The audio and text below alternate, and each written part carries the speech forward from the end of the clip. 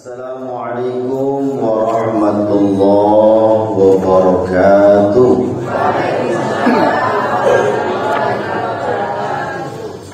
Alhamdulillah, assalatu wassalamu ala rasulillah, la hawla wa la quwwata illa billahil aliyyil azim.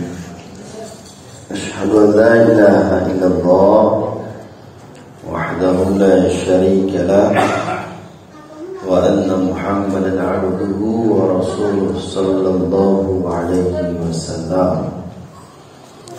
Allahumma fassalli wa sallim ala hadha an-nabiyil karim wa ala alihi wa sahbihi ajma'in, amma ba'du. Qala Allah ta'ala fil Qur'anil karim wa biqawlihi yahtadil muhtadun. A'udzu billahi minasy syaithanir rajim. Bismillahir rahim. Alladzina yahmiluna al-'arsha wa man hawlahu yusabbihuna bihamdi rabbihim wa yastaghfiruna lilladzina amanu Rabbana wasi'ta kulla syai'in rahmatan wa 'ilman faghfir lilladzina tabu wattaba'u sabilaka wa qihim 'adzabal jahim. Shadaqallahul azim. Bapak Ibu jamaah salat maghrib dan insyaallah jamaah salat isya Masjid Baitur Rahman yang dimuliakan, semoga kita yang hadir di dalam masjid ini bahagian dari ahli syurga Allah pada hari kiamat. Amin ya rabbal alamin. Bapak Ibu yang dimuliakan Allah, kajian kita kini menyambung kajian kita pada bulan yang lalu. Kajian yang sangat sederhana, sangat mudah diamalkan, namun sangat besar manfaatnya. Apa kajian yang kita sambung saat ini? Judulnya mengenai orang-orang yang didoakan oleh malaikat. Bapak Ibu yang dimuliakan, apa pentingnya tentang doa malaikat itu? Yang pertama, posisi malaikat itu tidak sama dengan posisi manusia. Kalau andaikan Allah memerintahkan malaikat untuk melakukan apa saja, maka malaikat itu tidak pernah menggeleng, pasti mangguk. Sehingga dengan perintah Allah yang ditujukan kepada malaikat, malaikat melakukannya, dan begitu juga sebaliknya. Seketika malaikat itu memiliki keinginan untuk mendoakan manusia, khusus mendoakan manusia, maka Allah Subhanahu wa ta'ala pun tidak menolak doa malaikat itu. Bapak Ibu yang dimuliakan, apa dalilnya tentang malaikat mendoakan manusia? Dalam Al-Quran terdapat surah Ghafir, surah yang ke-20, ayat yang ke-7, ke-8 dan ke-9.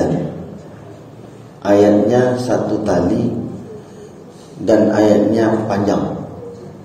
Salah satu ayat yang kita baca tadi itu ayat yang ke-7.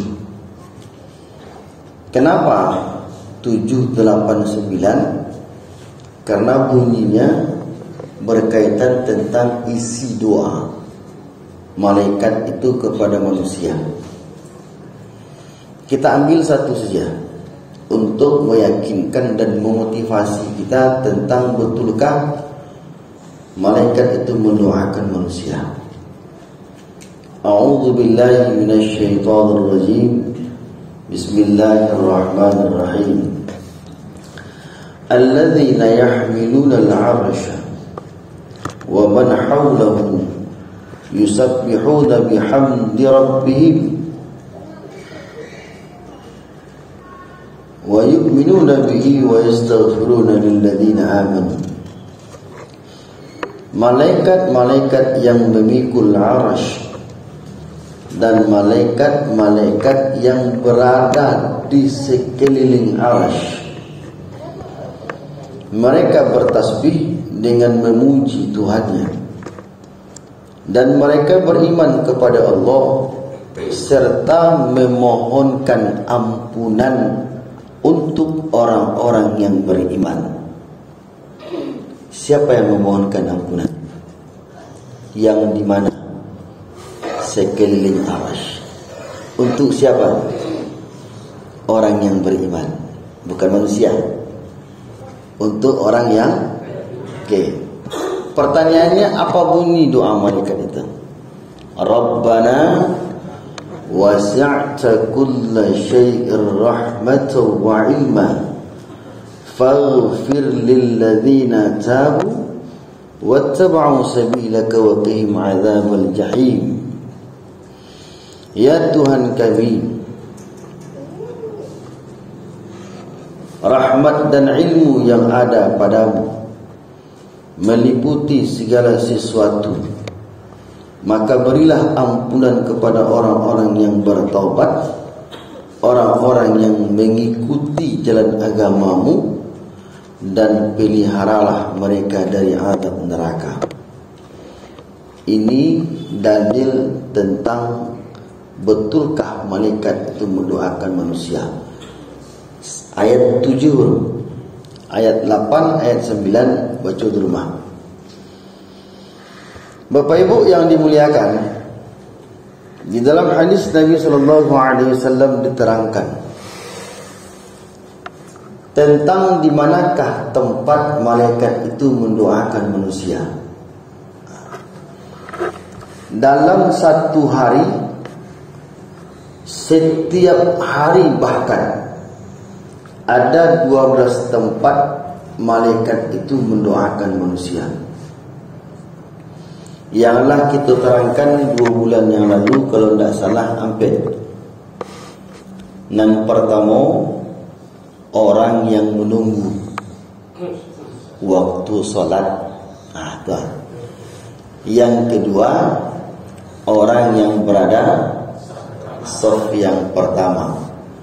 Yang ketiga, orang yang menyambung saf. Yang ketiga, duduk tetap pada tempatnya setelah salam selama berada di tempat solat. Yang kelima, amin bersamaan dengan amin yang malaikat. Allah tolong alun, berarti kita sambung dan kalimu lain. Bapak Ibu yang dimuliakan Allah, untuk yang kelima, siapakah orang-orang yang didoakan oleh malaikat itu?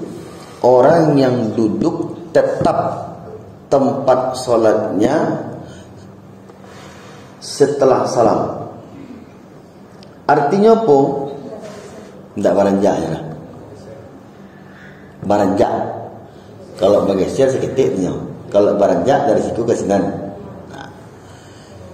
Tetap selama dia berzikir, berdoa, atau apapun yang dia baca dalam bentuk amalan setelah salam itu, maka kata Nabi SAW, selama dia berada dalam keadaan berzikir, berdoa, dan melakukan amalan sunnah, Allah turunkan malaikat untuk berdoa. Apa bunyi doanya? Ada 2. Mana yang 2 itu? 1, Allahumma ghfir lahu. 2, Allahumma arhamhu. artinya, ya Allah, ampuni dosanya. 2, ya Allah, sayangilah dia. Sampai kapan? Sampai dia beranjak dari tempat duduknya. Paham Bapak Ibu? Oke. Ada satu persoalan. Apa persoalannya? Sakatiko awak ingin mengamalkan tentang duduk pada tempatnya setelah salam, rupanya kondisi tidak memungkinkan. Contoh, ketika awak salam ke kanan, dicelik dia awak orang gapuk duduk di sebelah kanan. Salam ke kiri luar, dicelik dia awak lebih gapuk lo dari sebelah kanan. Diklah mencelik kiri jo kanan orang gapuk, rupanya tak sadar diri luar do. Awak lebih gapuk lo dari dia. Nah, jadi konsepnya awak ingin mengamalkan Pak, tapi tidak bisa menyesuaikan kondisi apa yang ingin awak amalkan tadi. Pertanyaannya, bahas solusinya. Solusinya awak baru bergeser bahasa Pak tadi. Kamu bergeser kamu ko. Geser kamu ko tu indak duduk sama-sama imam dua tu batal bin duduk semua. Nyoma geser tu selama tetap di tempat salat. Tu bunyinya.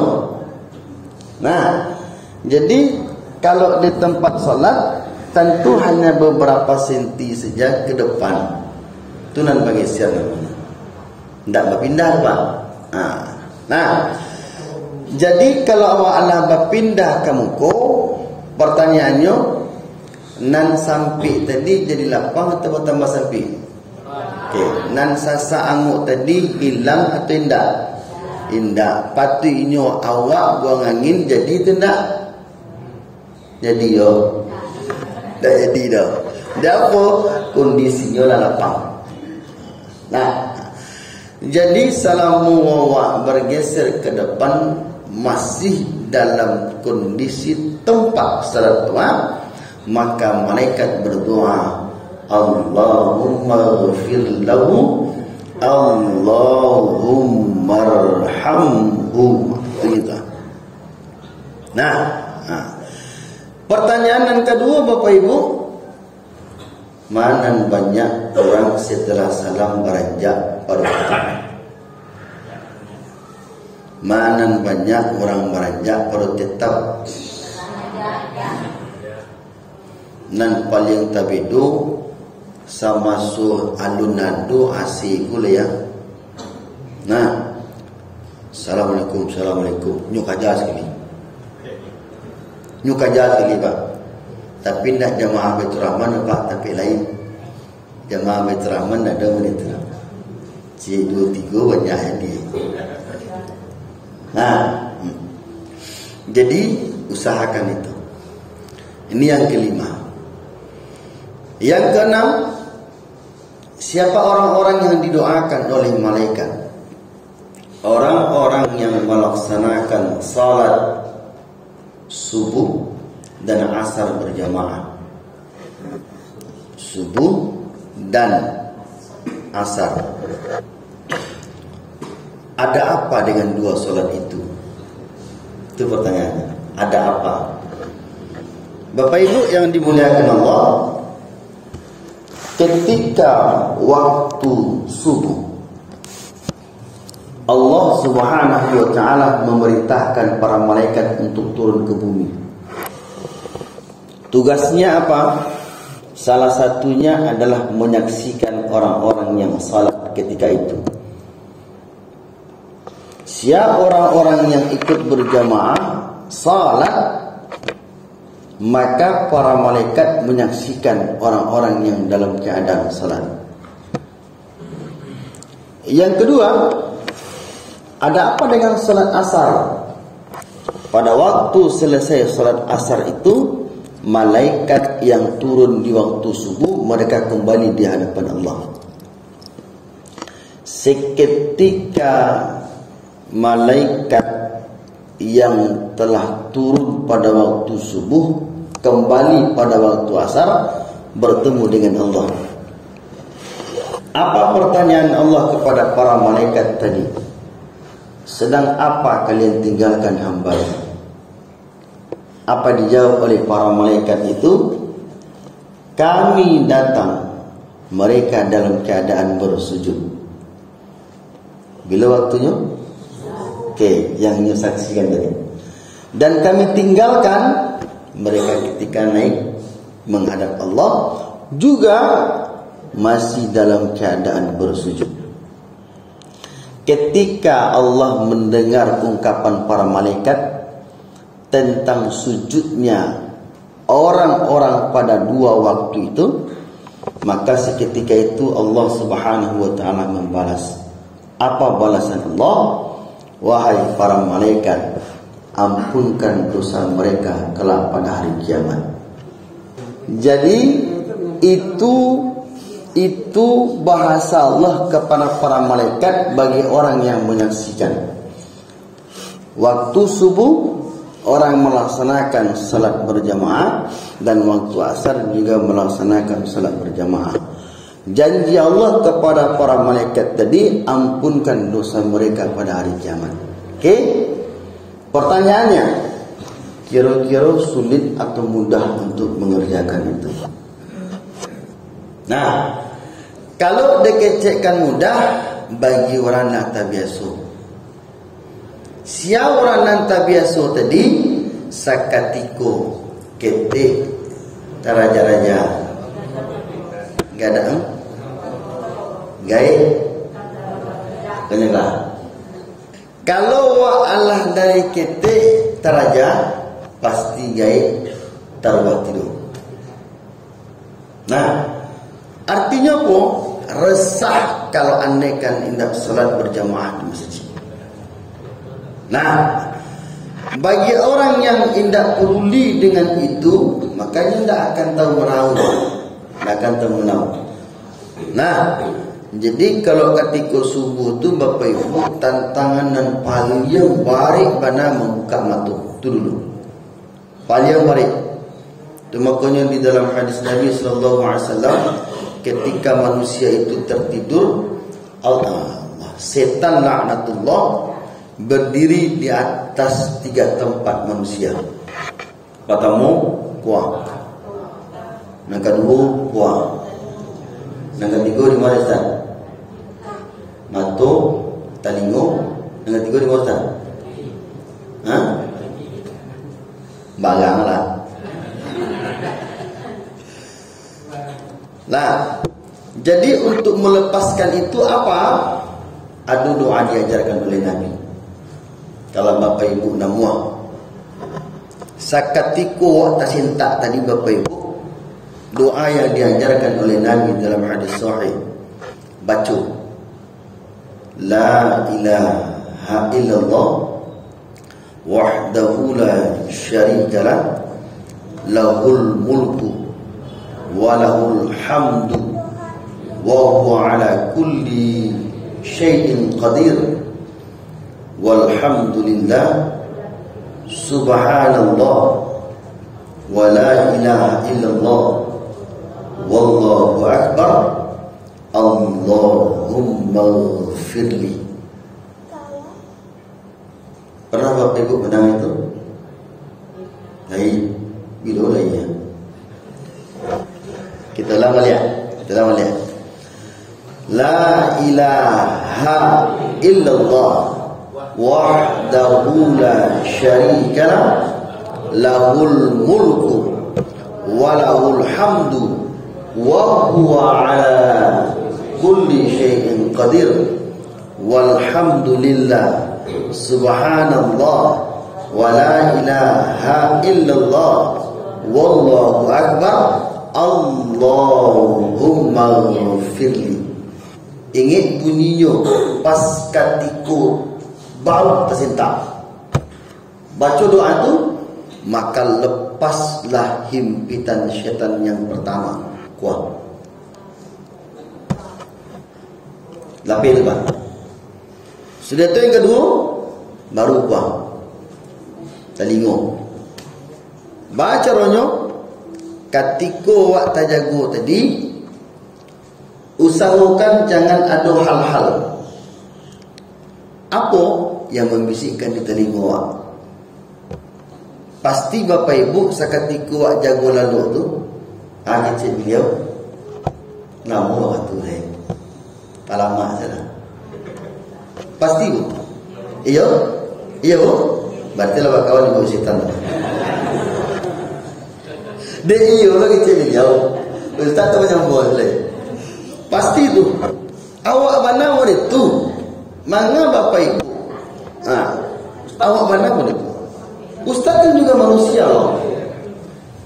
Ya kan? Jadi caranya apa? Seolah-olah awak tidak mendengarkan apapun. Setelah itu baru berdiri. Ketika berdiri langsung berwudu. Ketika berwudu maka lepaslah semua ikatan syaitan. Lepaslah ya Pak. Nah, bila terjadi itu ketika waktu subuh. Ketika waktu sahur. Di saat itulah terjadi 3 ikatan setan tadi. Mau itu cara memutuskannya. Jadi bagi orang yang terlena dengan tidurnya, berarti dia terpengaruh dengan 3 ikatan setan tadi. Paham Bapak Ibu? Itu makanya baik melaksanakannya betul, tapi manfaatnya lebih besar dari yang melaksanakan. Nah, yang kedua pada waktu asar, lebih berat lagi atau lebih ringan lagi? Belum tentu. Ketika asar itu justru pa'adoan nawa ketika itu dunia. Dunia itu lebih kecambah, lebih parah lagi dari 3 ikatan syaitan tadi seketika lalu. Lebih kejam lagi dunia, ya kan? Kok tiba orang menggali, mungkin di saat itu lo waktu rami waktu asar tadi. Kalau tiba dia pegawai, di saat itu pula dia harus mengerjakan pekerjaannya. Artinya apa? Tantangan dunia lebih besar pada waktu asar itu. Jadi kalau awak tidak bisa mengendalikan diri, maka awak akan terpengaruh. Yakin Pak? Nah, maka oleh karena itu dijanjikan oleh Allah Subhanahu wa taala dengan turunnya malaikat pada 2 waktu itu dan kembalinya menghadap Allah pada waktu itu. Apa janji Allah? Ampunkan dosa mereka kelak pada hari kiamat. Karena sulitnya tantangan orang yang melaksanakan subuh dan asar tadi, di sini Allah berjanji. Pertanyaannya, bagaimana hendak ampunkan dosa mereka pada saat itu? Bagaimana kata Allah ampunkan dosa mereka pada hari kiamat? Apa bedanya bayang? Kalau pada hari itu ya di saat itu saja. Kalau pada hari kiamat bisa jadi semua dosa dan kita kerjakan dikumpulkan di Allah saudaranya. Besok pada hari kiamat awak tinggal barasi silai. Paham Bapak Ibu? Di sini konsepnya. Bapak Ibu yang dimuliakan Allah, kita lanjutkan. Yang ketujuh, siapakah orang-orang yang didoakan oleh malaikat? Orang-orang yang tidur dalam keadaan bersuci. Apa beda bersuci dengan istinja? Orang yang tidur dalam keadaan bersuci. Apa perbedaan bersuci dengan beristinja? Buang air besar. Oke. Yang lain? Istinja apa? Oke, sip. Kalau dulu awak ketik-ketik Bapak, sebelum lalu ana disuruh dia sama awak. Pertama pipis dulu. Pipis, cuci kaki, cuci tangan, cuci muka. Itu dulu. Orang tua awak menganggap bahwa itu adalah bahagian dari bersuci. Sehingga kita menganggap mungkin sampai kini itu bahagian dari bersuci. Oke? Mungkin kini apunan diajan dia ma awak katiko ketek dulu sebelum lalu pipis, basuh kaki, basuh tangan, basuh muka, lalu lain. Kita menganggap itu bahagian dari bersuci. Padahal tidak ada hubungannya dengan bersuci. Nah, pertanyaannya tadi, apa beda bersuci dengan beristinja? Kalau beristinja itu setelah pipis. Setelah pipis, awak siram, basuh. Itu istinja, membersihkan hadas kecil. Buang air besar, sama. BAB itu disebut dengan hadas kecil, bukan hadas besar. Pahami itu? Yang hadas besar itu seperti apa? Bukan, beda najis. Hadas najis itu berbeda. Itu cek-cek kelompok itu. Kalau hadas besar, contoh bagi suami istri setelah berhubungan, setelah bunyinya, maka setelah mereka berhubungan berhadas besar aja namanya. Perempuan menstruasi berhadas besar namanya. Laki-laki mimpi basah berhadas besar namanya. Paham Bapak Ibu? Nah, kalau andaikan hadas kecil, ada dua caranya.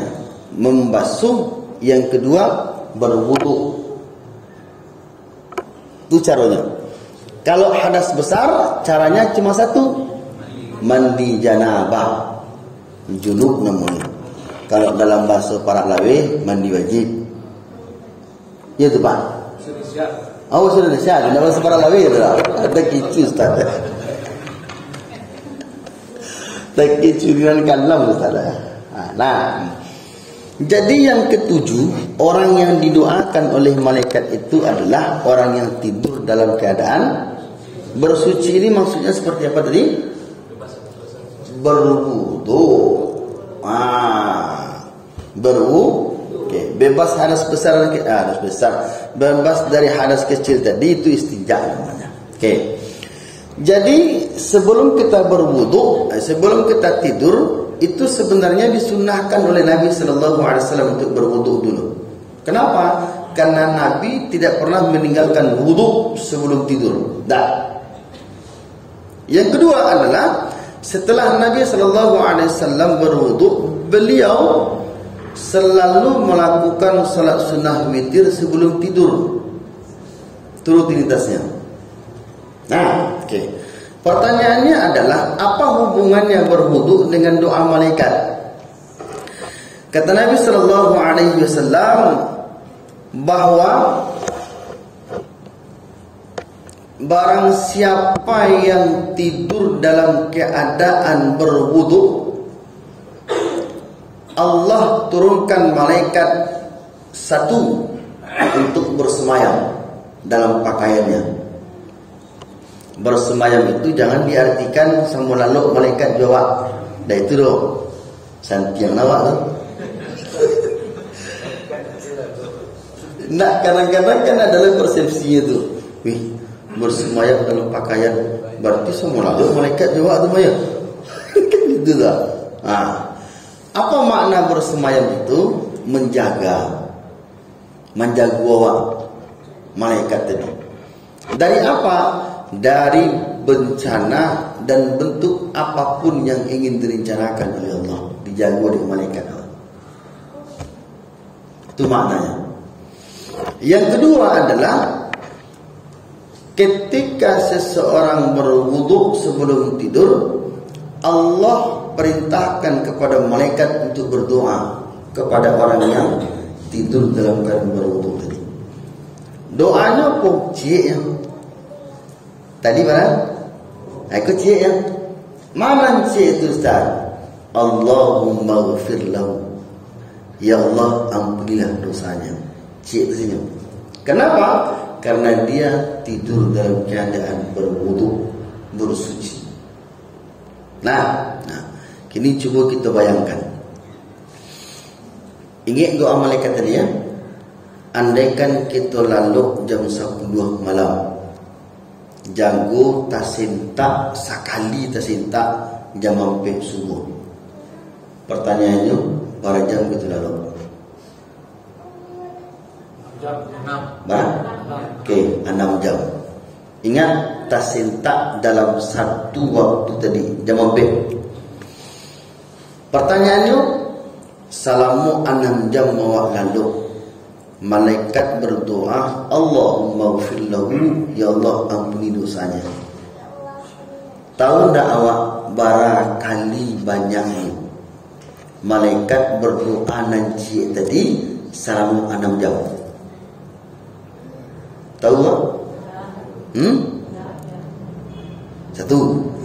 Yang kedua, memungkinkankah anak awak, istri jo suami awak, keluarga awak mendoakan awak dengan satu doa dalam satu waktu selama 6 jam?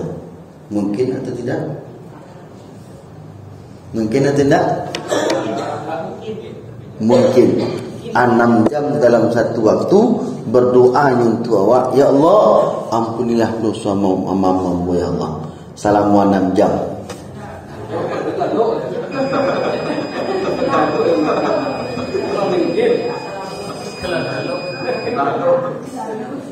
Persoalannya apa? Persoalannya kan ada dong. Yang ditanya dari Ustaz, memungkinkankah? Itu pertanyaannya. Tidak mungkin. Oke? Kenapa 6 jam dalam satu waktu mendoakan awak, ya Allah ampuni dosa nanggai ambo? Tidak mungkin kan? Tidak mungkin kan? Oke.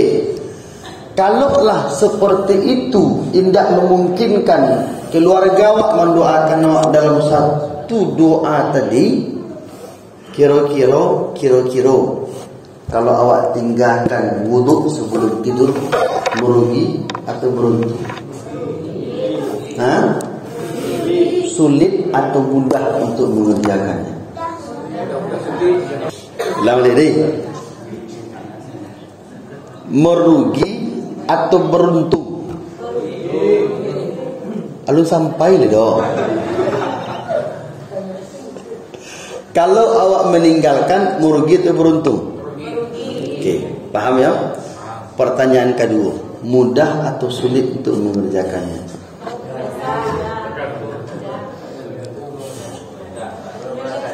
Nah, bagaimana itu Ustaz tanya, sehingga Bapak Ibu ragu dalam menjawabnya karena memang tidak pernah berwuduk sebelum tidur. Lain, mana ngacuk lain perindahnya?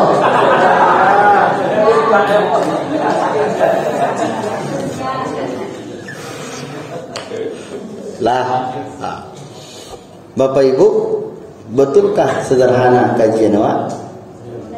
Betulkah besar manfaatnya? Betulkah mudah dalam mengamalkannya? Mudah? Itu tergantung jawab ni. Nah, kalau awak ingin bahagian dari orang-orang yang didoakan oleh malaikat, sederhana saja. Datang lebih awal sebelum azan dikumandangkan, menunggu waktu salat. Berdiri para saf yang pertama dimanapun kita berada dalam salat berjamaah. Sambung saf ketika ada yang putus, ucapkan amin ketika bersamaan dengan para malaikat. Ghufira lahu ma taqaddama min dzambi. Allah menggugurkan dosa-dosanya pada masa yang lalu.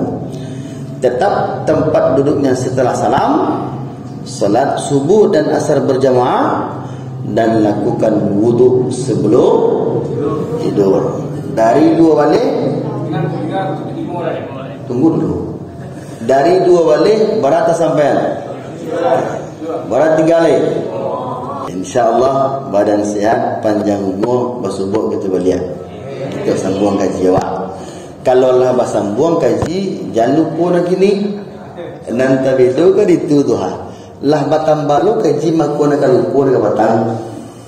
Paham apa ibu? Okay. Subhanakallahumma wa bihamdika asyhadu an la ilaha illa anta astaghfiruka wa atubu ilaik. Alhamdulillahirabbil alamin. Assalamualaikum warahmatullahi wabarakatuh.